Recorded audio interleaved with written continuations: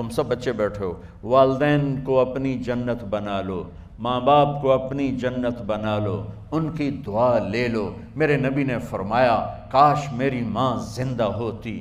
ماں کا خاص طور پر منشن کیا، میری ماں کیوں کہ باپ کو تو دیکھا ہی نہیں، اور ماں کو دیکھا ہے 6 سال۔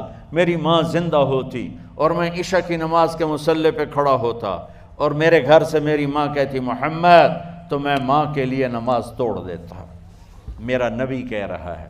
اور جب آپ حج پہ تشریف لے گئے اور ابوا کے میدان سے گزرے جہاں میرے نبی کی والدہ کا انتقال ہوا تھا، اس بات کو 57 سال گزر چکے ہیں۔ 6 برس کی عمر میں مدینہ سے نکلے 3 افراد، میرے نبی کی ماں، میرے نبی کے والد کی باندی ام ایمن، وہ بھی ماں ہیں، انہوں نے بھی دودھ پلایا تھا میرے نبی کو۔ 2 مائیں ہیں، ایک دودھ پلانے والی، ایک پیدا کرنے والی، اور ایک میرے نبی ہیں۔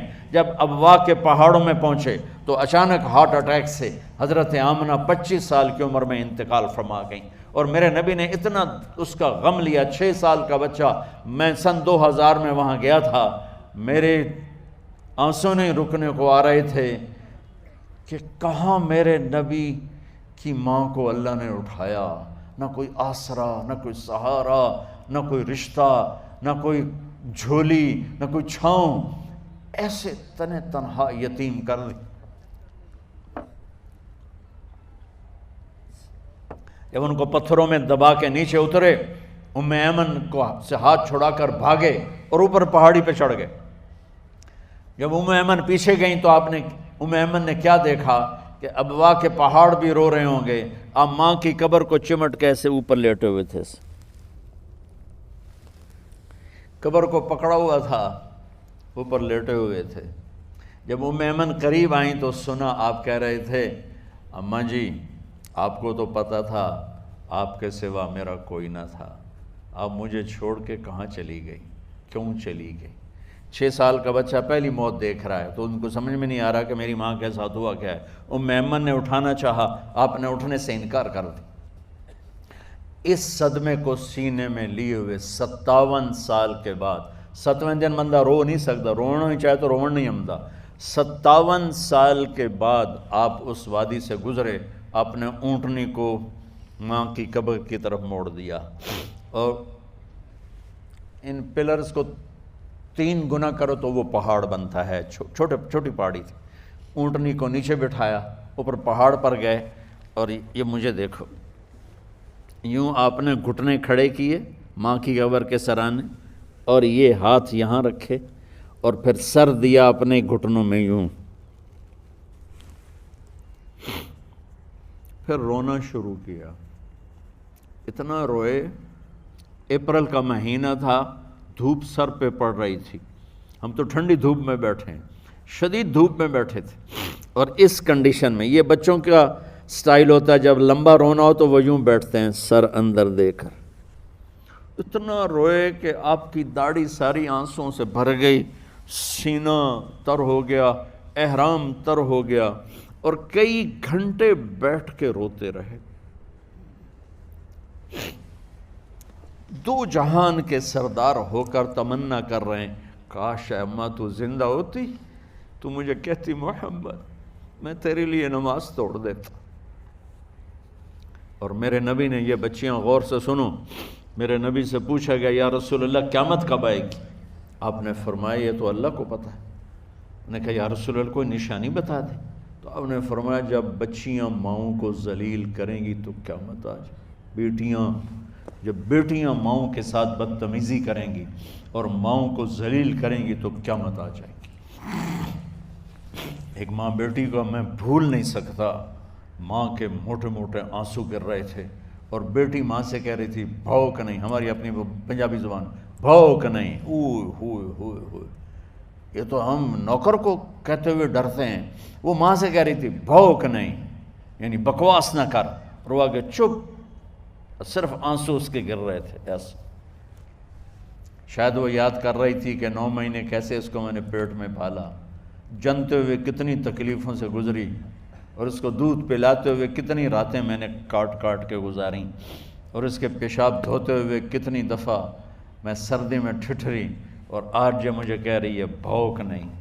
اس لیے میرے نبی نے فرمایا جس نے ماں باپ کو دکھ دیا، سنو غور سے بچوں سارے سنو، جس نے ماں باپ کو دکھ دیا اس پہ اللہ کی لعنت، اس پہ فرشتوں کی لعنت، اس پہ زمین آسمان کی لعنت، نہ ان کی نماز قبول ہے، نہ روزہ قبول ہے، نہ صدقہ قبول ہے۔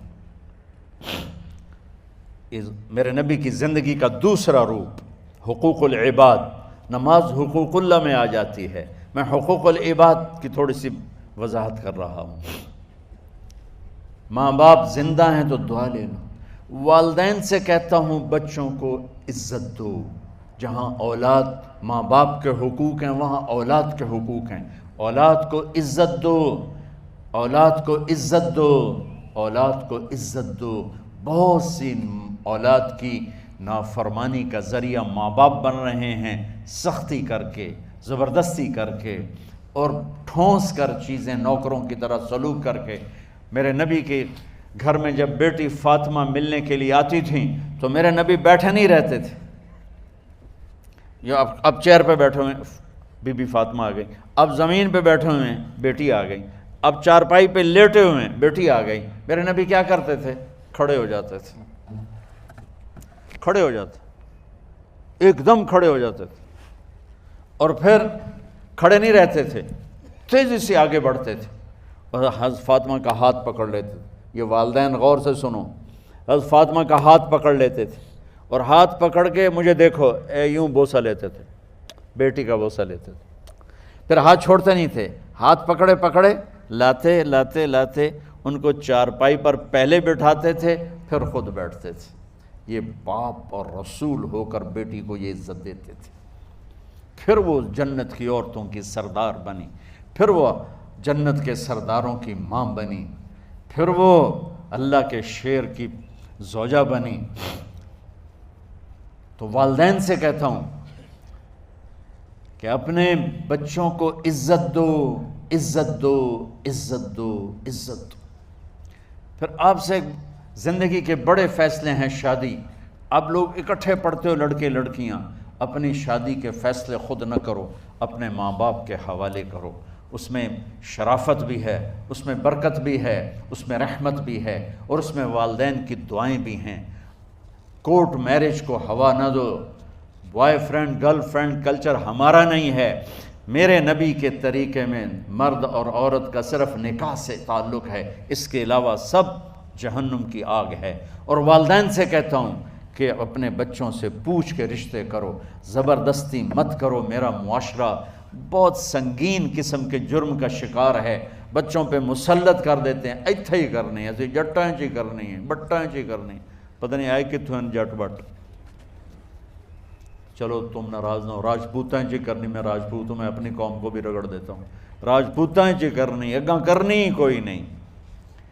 یہ ظلم و ستم اولاد پہ مت کرو، اپنی بچی سے پوچھو، اگر بیٹی ہاں کرے تو پھر قدم اٹھاؤ، اگر بیٹی کہہ دے میں نہیں کرنا چاہتی تو وہ نافرمان نہیں ہے۔ اللہ کے واسطے میری سنو، صرف تم نہیں سن رہے ہو، اس کیمرے سے لاکھوں کروڑوں لوگ سن رہے ہیں۔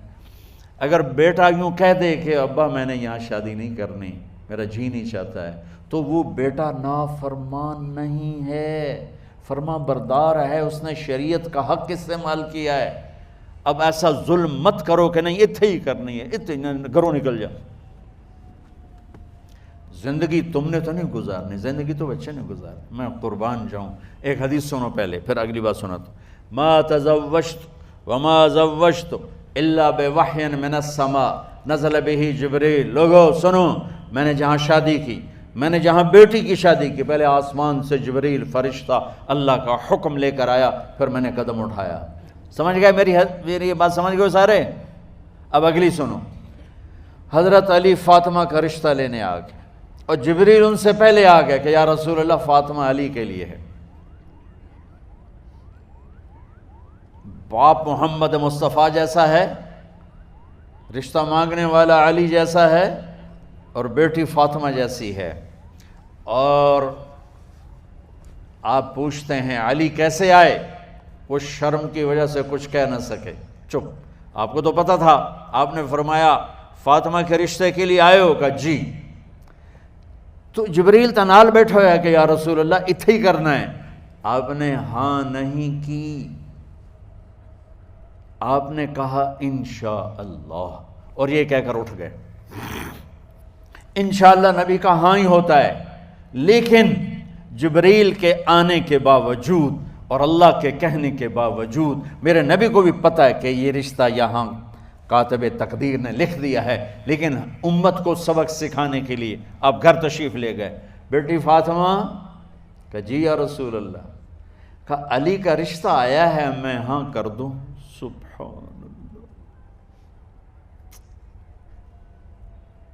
میں اپنے دیہاتی بچیوں پہ مجھے رونا آ گیا کہ جنہیں پتہ ہی نہیں ہوتا سانو کہیں نال بندے پہ جانور ہے یا انسان ہے۔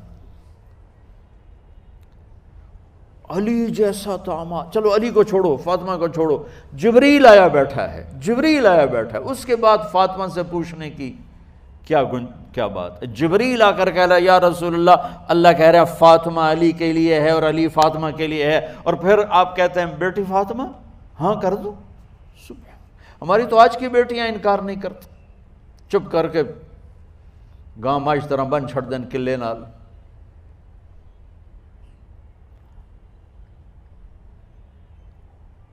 کوئی ان کے اندر کے جذبات کو سننے والا کوئی نہیں ہوتا، اپنی انانیت پر یہ فیصلے کرتے ہیں، اور میرا نبی کہہ رہا بیٹی ہاں کر دو۔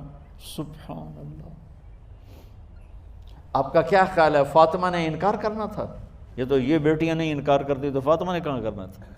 لیکن یہ سبق دینا تھا ان والدین کو جو نادانی میں نادانی کے فیصلے کر کے اولاد کو ہمیشہ ایک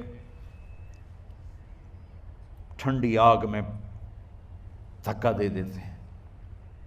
حضرت فاطمہ رضی اللہ تعالیٰ عنہا نے جب ہاں کی پھر آپ باہر نکلے۔ اچھا مزے کا واقعہ ہو، حضرت علی اٹھ کے باہر نکلے تو صحابہ باہر کھڑے انتظار کر رہے تھے کہ کیا ہوا۔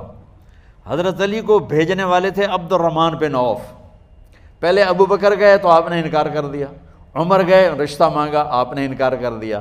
عبد الرحمن بن عوف نے علی سے کہا آپ جائیں، آپ کا رشتہ رد نہیں ہوگا۔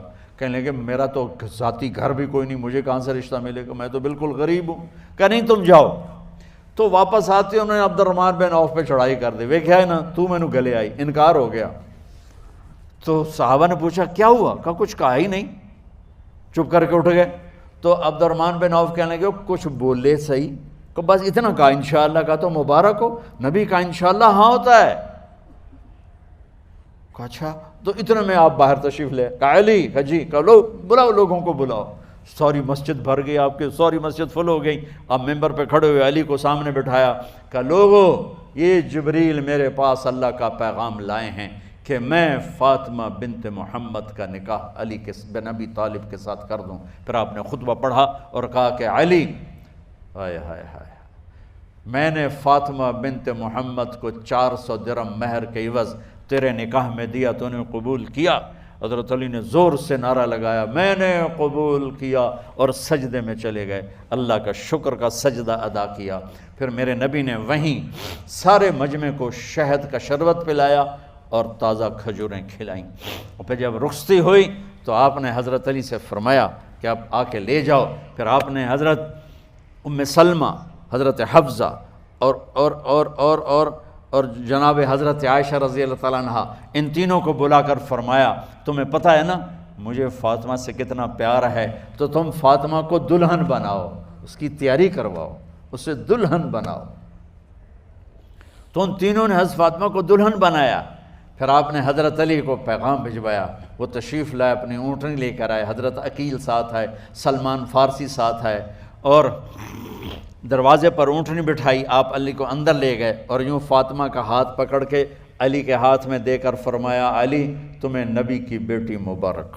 سبحان۔ پھر آپ نے کہا میری بیٹی فاطمہ، مجھے اپنے خاندان میں جو سب سے زیادہ محبوب تھا میں نے تیرا ہاتھ اس کے ہاتھ میں دے دیا ہے۔ والدین سے کہتا ہوں اپنے نبی کی زندگی پڑھو۔ میرا درد ہے کہ ہماری ثقافت میں اسلام داخل نہیں ہوا، ہمارے عبادت میں اسلام آ گیا، بہت سارا مجمع مرد عورتوں کا نمازی ہے، حاجی ہے، عمرے کرتے ہیں، لیکن ثقافت میں نبوت کی جھلک دکھائی دے، ثقافت میں اللہ کا نبی دکھائی دے، وہ نہیں ہے۔ زندگی بیت گئی اس انتظار میں، مدت سے لگ رہی تھی لب بام ٹک ٹکی، تھک تھک کے گر گئی نگہ انتظار آج، پتہ نہیں کب صبح ہوگی۔ چلو کہتے تو جائیں مجھے ہے اگرچہ بت ہیں جماعت کی آستینوں میں، مجھے ہے حکم اذان لا الہ الا اللہ۔ والدین کے ذمہ ہے اولاد کو عزت دینا، ان کے سب سے بڑی خواہش میں ان کا احترام کرنا کہ زندگی انہوں نے گزارنی ہے، اور آپ کے ذمہ ہے والدین کے آگے سر جھکا دینا۔ اللہ کے واسطے کورٹ میرجز اور خفیہ شادیاں یہ نہ ہماری ثقافت ہے نہ یہ انسانیت ہے۔ ہمیشہ دکھ دردوں میں زندگی گزرتی ہے کہ اصل زندگی تو موت کے بعد آنے والی ہے۔ تو والدین پڑھیں شریعت کو، اولاد بھی پڑھے اپنے نبی کی زندگی کو۔ ایک شخص حضرت عمر کے پاس آیا ایک بیٹے کو لے کر، کہا امیر المومنین یہ میرا بیٹا بڑا نافرمان ہے اور مجھے بہت تنگ کرتا ہے۔ حضرت عمر کے پاس لاٹھی ہوتی تو انہوں نے یوں اٹھائی، وہ کہنے لگا حضور معافی دیا جائے، ایک میری گل سن لو۔ آپ نے فرمایا کیا؟ کہنے لگا ماں پیو دے بڑے حق ہیں، بالکل ٹھیک ہے، پر کوئی ساڈا حق بھی ہے ماں پیو تے؟ آپ نے کہا ہاں۔ آپ نے کہا ہاں۔ کہنے لگے ذرا وہ بتا دیں۔ کہا پہلا حق ہے اچھی ماں تلاش کرے، نیک عورت تلاش کرے۔ دوسرا حق یہ ہے نام اچھا رکھے۔ تیسرا حق یہ ہے اس کو قرآن کی تعلیم دے۔ کہا جی پھر سن لو حضرت جی، میرے پیو کو پوچھو اس حبشی عورت نال شادی کر کے مینوں حبشی ماں دیتی، انہوں کوئی عرب ماں ہی نہیں لتی۔ میرا پہلا حق اس مارے ہے۔ دوسرا سن لو، اس نے میرا نام جولان رکھا ہے، جولان گندگی کے کیڑے کو کہتے کہ اس نے میرا نام جولان رکھا ہے۔ اور تری سن لو، اس آج تے مینوں قرآن دی شکل نہیں وکھائی۔ حضرت عمر ہوئی سوٹا وہ دے سر تے پھیر دے کہ پہلے تیری مالش کراں پھر ایدی کر سکتا۔ تو آج کے والدین بھی اپنی اولاد کے بارے میں بہت بہت بہت غافل ہیں، اور اولاد کا بھی حال یہی ہے، چونکہ ماں کیا ہے، باپ کیا ہے، اولاد کیا ہے، یہ شریعت، یہ قرآن بتاتا ہے، یہ میرے نبی کی زندگی بتاتی ہے۔